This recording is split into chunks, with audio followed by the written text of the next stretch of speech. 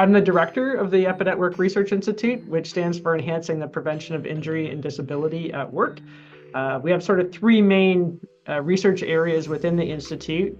One is workplace mental health, another is equity, diversity, and inclusion, and the third area is knowledge mobilization and implementation. So we conduct research in all of these areas, and then we work closely with community to build research projects and share the results with them. I am a quantitative research assistant at EPID Work, and my expertise here is to work with collecting, analyzing, integrating, validating, and presenting data to stakeholders and support decision-making in that process. I think we can definitely talk about a current study that we've got going on right now, which is our pillar research study that's currently underway. It's called our NOWS, the Northwestern Ontario Workplace and Worker Health Study. So this is a large cohort study, and really the objective is to address to better understand, first of all, the burden of the issue of mental health in workplaces. I also want to understand some of the workplace factors, particularly psychosocial factors that are associated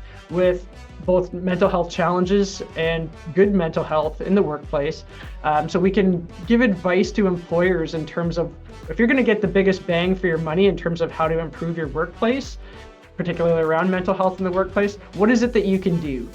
And so we've included 13 factors that are identified in Canada's National Psychological Health and Safety Standard. And we've also included two other factors which we feel are quite important, mental health stigma and also injustice, workplace injustice. So we're trying to understand, out of those 15 factors, which are the most important that will get employers the biggest bang for their buck in terms of improving their workplace mental health.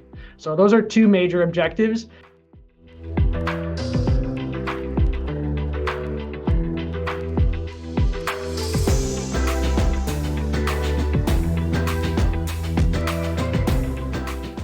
And then the third objective of that particular study is to really try to create a cohort that we can use to assess interventions over time. So we are trying to branch out to all sectors, so that are particularly ones that are relevant to Northwestern Ontario. So mining, we are trying to recruit more miners. There's other areas like construction, things like that we're trying to recruit. Those are particularly difficult areas just because the nature of the employment. With construction, it's often contract positions, and it's a little bit difficult to reach out to them and get them involved in the study, but that's a concerted effort that we're trying to make to get those particular groups in. I think also the demographic of those particular workers, a lot of male, more blue-collar type workers that mental health, they're the tough ones, the ones that, I don't have mental health issues, so it's more difficult to attract them to such a study, which is why we're trying to really make the focus of the study on overall health, physical and mental health, because we want to make sure that we are inclusive for anyone who wants to participate and tell us their experiences. We want them to be engaged.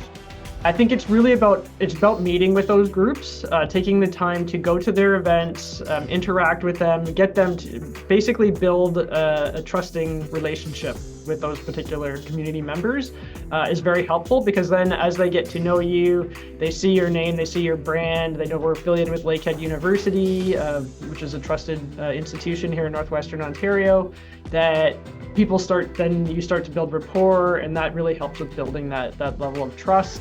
Going back to survey design, I would like to just encapsulate what Dr. Kristman said about the study. Since we work with a lot of epidemiology researchers, so we followed those study designs. So our survey always starts with a research objective, and then based on that, we address what questions and what outcomes and factors we're looking for. And then we also involve subject level experts for feedback and final approvals on our survey design. It's a very big team effort. And then also the major part with conducting study with the participants is the confidentiality of their data. So by using Qualtrics, the data isolation feature we use here, so it encrypts all our databases, so which is a very, very great feature. And then along with that, we also separate the participants' consent info from the survey data, so that there are two separate surveys, and we link them using the first survey ID. So this way we are kind of ensuring more protection of their sensitive information.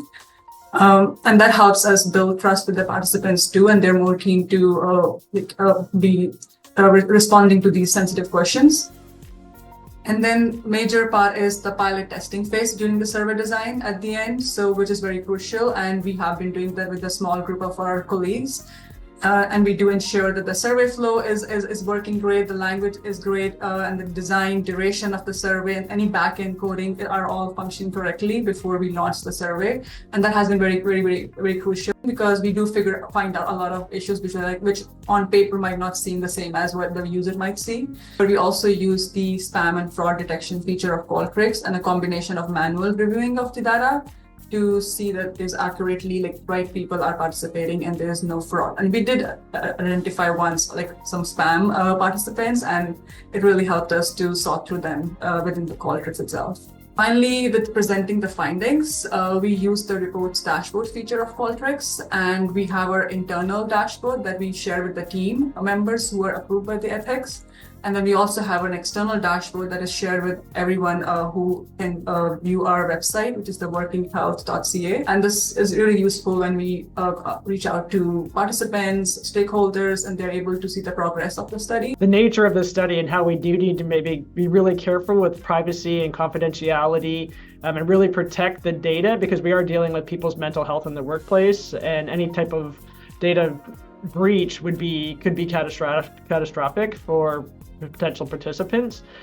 So I think using Qualtrics encryption service has also been another feature that has been really helpful in that, to ensure that if anyone were to intercept some data as it's being entered, that it would be incomprehensible to them.